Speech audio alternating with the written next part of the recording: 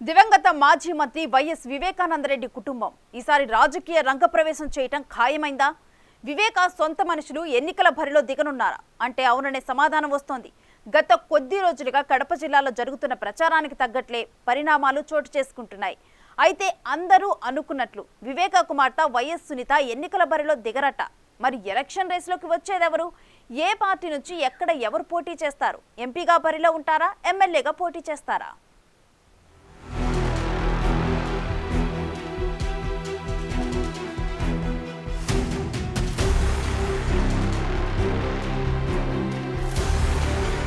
కడప జిల్లాలో రాజకీయ పరిణామాలు వేగంగా మారుతున్నాయి. ఈసారి ఎన్నికల్లో మాజీ మంత్రి వివేకానందరెడ్డి హత్యోదంతం చుట్టూ కడప జిల్లా రాజకీయం తిరిగే పరిస్థితి కనిపిస్తోంది. ఇప్పటికే వివేకానందరెడ్డి హత్య ప్రధానాస్త్రంగా ప్రతిపక్షాలు వైసీపీని టార్గెట్ చేస్తున్నాయి. ఇదే తరుణంలో వివేకానందరెడ్డి కుమార్తె వైఎస్ సునీత ఢిల్లీలో ప్రెస్ మీట్ పెట్టి మరింత రాజకీయ వేడి రగిల్చారు.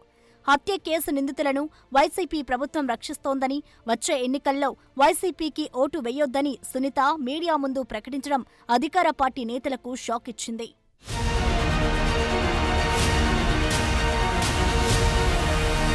ఎన్నికలు సమీపిస్తున్న నేపథ్యంలో వివేక హత్య కేసును ప్రజల్లోకి తీసుకువెళ్లేందుకు ఓవైపు ప్రతిపక్షాలు వ్యూహరచన చేస్తుంటే, మరోవైపు డాక్టర్ వైఎస్ సునీత కూడా ప్రజల్లోకి వచ్చేందుకు సిద్ధమవుతున్నట్లు తెలుస్తోంది.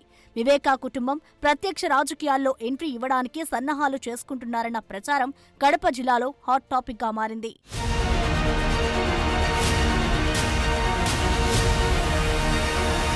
రానున్న ఎన్నికల్లో పోటీ చేయాలనే నిర్ణయం కుటుంబీకులు తీసుకున్నట్లు తెలుస్తోంది. ఈ నెల 15న మాజీ మంత్రి వివేకానందరెడ్డి వర్ధంతి జరగనుంది. ఆ నేపథ్యంలో ఆయన కూతురు సునీతారెడ్డి వివేక అనుచర వర్గంతో సమావేశం కానున్నారు. కడపలో సమావేశం నిర్వహించనున్నారు.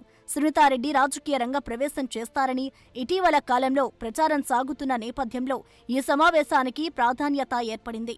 కాంగ్రెస్ పార్టీ ఆంధ్రప్రదేశ్ అధ్యక్షురాలిగా వైఎస్ షర్మిల బాధ్యతలు చేపట్టిన తర్వాత ఇడుపులపాయలో ఆమెతో సునీతారెడ్డి భేటీ అయ్యారు. ఆ భేటీపై రాజకీయ వర్గాల్లో ఆసక్తికర చర్చ సాగింది. షర్మిల వెంటనే సునీత కూడా కాంగ్రెస్ పార్టీలో చేరతారని ప్రచారం కూడా జరిగింది.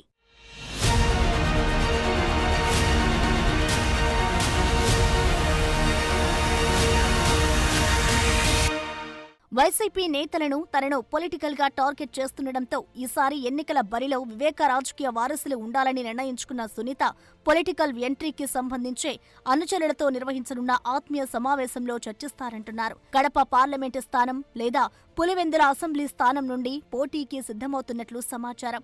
అయితే పోటీలో తాను ఉంటారా, లేకపోతే తన తల్లి వైఎస్ సౌభాగ్యమ్మను ఎన్నికల బరిలోకి దింపుతారా అనే చర్చ నడుస్తోంది. ఇండిపెండెంట్ గా పోటీ చేయాలా లేదా కాంగ్రెస్ నుంచి పోటీ చేయాలా అనే దానిపై చర్చలు జరుగుతున్నట్లు సమాచారం. సునీత ఇండిపెండెంట్ గా పోటీలో ఉంటే టీడీపీ, జనసేన సహకరించే అవకాశం ఉందన్న టాక్ వినిపిస్తోంది. మరోవైపు వివేకానందరెడ్డి భార్య సౌభాగ్యమ్మ టీడీపీలో చేరి ఎలక్షన్లో నిలబెడతారని పెద్ద ఎత్తున ఊహాగానాలు వినిపిస్తున్నాయి.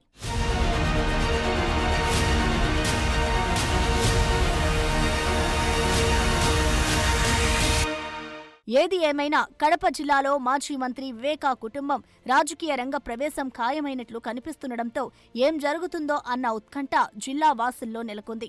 వివేక ఫ్యామిలీ చేసే విమర్శలు, ఆరోపణలకు జగన్ పార్టీ ఎలా రియాక్ట్ అవుతుందనేది ఆసక్తికరంగా మారింది. వివేక హత్య జరిగి 5 ఏళ్లు గడుస్తున్నా కేసు విచారణలో పురోగతి లేదు. నిందితులు ఎవరో తేలలేదు. సునీత దానిపైనే న్యాయ పోరాటం చేస్తున్నారు.